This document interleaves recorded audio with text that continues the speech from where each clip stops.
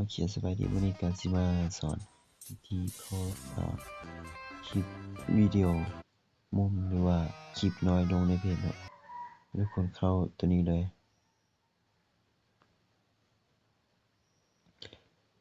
แล้วก็มาแตะตัวนี้เพื่อเลือกวิดีโอตัวที่เรามีเนาะอนุญาตเลยเนาะโอเคแล้วก็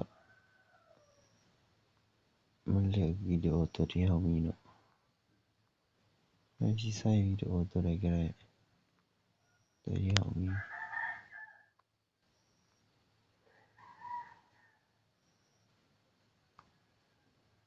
แตะเลือกแล้วเราก็แตะ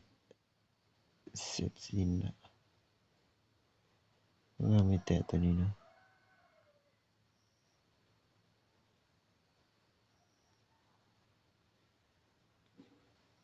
โอเคมันจะมาในหน้านี้เนาะ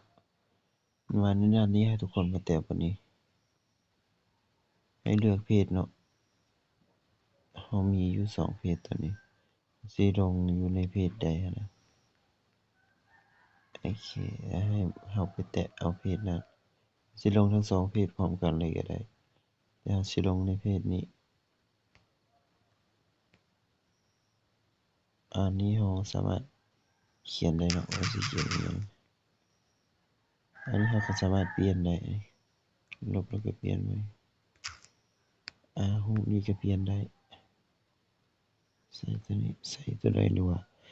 ไปเอารูปอยู่ในอันเครื่องเราก็ได้บนนี้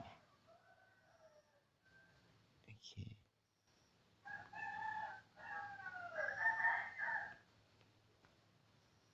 แล้วให้ทุกคนมาแตะตัวนี้เนาะเพื่อโพสต์เนาะ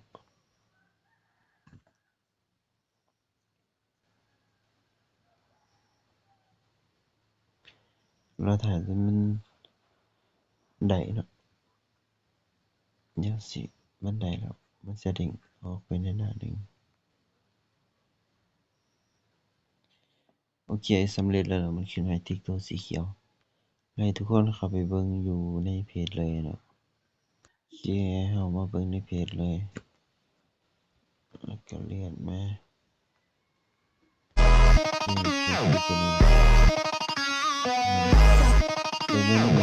Да ладно. Охуеть.